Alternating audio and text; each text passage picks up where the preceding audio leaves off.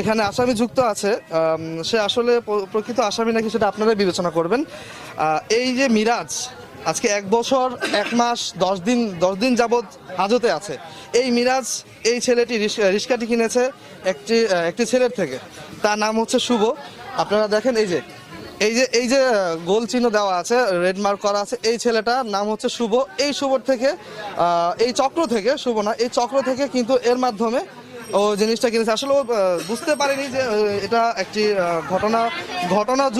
ঘটনাযুক্ত এটা মার্ডারের মামলা।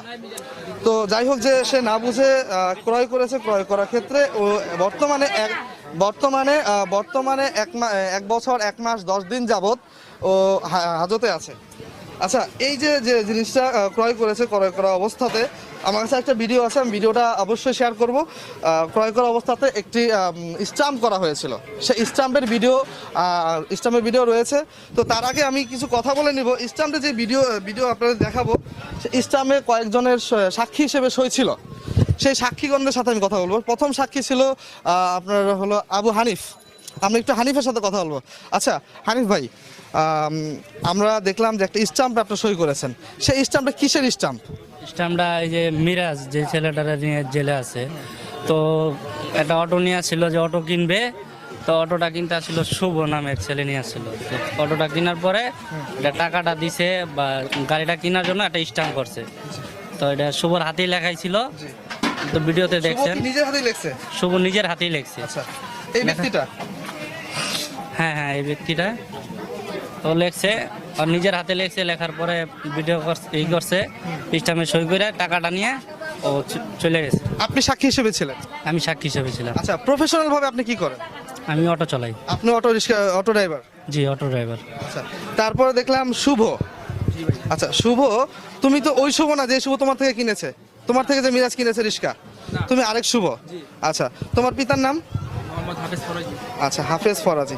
আচ্ছা শুভ, তুমি বলো তো, ঘটনা যেদিন ঘটেছে, মানে রিস্কা যেদিন মিরাজ কিনেছিল, তখন তো দেখলাম একটা রুমের মধ্যে তোমরা ছিলা, তুমি ছিলা, উনি ছিল, মানে একটা ভিডিওর মধ্যে উল্লেখ ছিল, মানে দেখা যাচ্ছিল। তো তুমি তো এখানে সাক্ষী হিসেবেও সই করেছো, ঘটনাটা কি হয়েছিল? ভাই আমি সকালবেলা বাসার থেকে বাইরে দেখতেছি যে ওর গাড়িটা ওর বাসার সামনে আছে।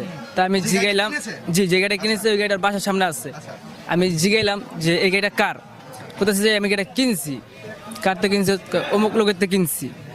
তারপর আমি মনে করেন যে কাজে গেলাম কাজের থেকে বিকালবেলা আসলাম, আমি কোথাছে যে দোষ গাড়িটা কিনছি, টাকা পয়সার হিসাব আছে, তাহলে টাকাগুলো যে দিমু তা আমাকে একটা ডকুমেন্ট থাকা লাগবো, তার লগে একটা স্ট্যাম্প করতেছি আমরা। ঠিক আছে, এই স্ট্যাম্পে তোরা উপস্থিত থাকবি, মানে একটু সাক্ষ্য দিবি যে আমি টাকা দিচ্ছি। এই পর্যন্তই ছিলাম ভাই আমরা। তারপর যে তোমার সাথে সই দেখলাম, তুমি সই করনি? ওই জায়গায় ওই টাকা দিছে না, ওই জায়গায় টাকার সময় আমরা মনে করেন যে টাকা জড়াতে দিচ্ছে, তাই সাক্ষীরা ছিলাম আমরা। টাকা দিয়ে সাক্ষী ছিলা? আচ্ছা মামুন, আরেকটা ঘটনা শুনলাম আমি, এই স্টাম্প করার আগে যখন কথা হয়েছিল, মানে স্টাম্প করবে, গাড়ি ক্রয় করবে, তখন তুমি ছিলা, এই বিষয়ে তুমি কিছু বলো। আমি ছিলাম, মানে গাড়ি কেনার আগে আমি তো জানি না, মানে আমারে বলছে যে একটা গাড়ি কিনছে, আমার কইছে চালাইতে। আমি ঠিক আছে আগে গাড়ি কিন পরে চালাই, আমি তো জানি না কারতে কিনছে। পরে রাত্রে যখন টাকা দেয় তখন দেখছি যে শুভরে টাকা দিতেছে, ওই ঘরে স্টাম্প করছে, তখন আমি ছিলাম। আচ্ছা, আমি যতটুকু শুনতে পেরেছিলাম, যখন ও গাড়িটা কিনেছে ডিসেম্বরের 22 তারিখে, আর ও গ্রেফতার হয়েছে 27 তারিখে। এই 5 দিন ব্যবধানে গাড়িটা ও আবার বিক্রিও করে ফেলেছে। তো ঘটনা কি সত্যি? জি সত্যি। আচ্ছা, বিক্রি কার কাছে করেছে?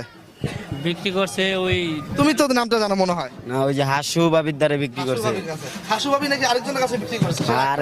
আরেকজন মহিলা দোকানদারের কাছে বিক্রি করছে। দর্শক, আমরা যতটুকু শুনলাম, এখন আমরা যাব হাসু ভাবির কাছে, ওনাদের ভাবি হয়, তো সেই ভাবির কাছে যাব এবং বাকি ঘটনা আমরা ওইখান থেকে দেখছেন দৈনিক কর্ণকণ্ঠ, সবার কথা বলে।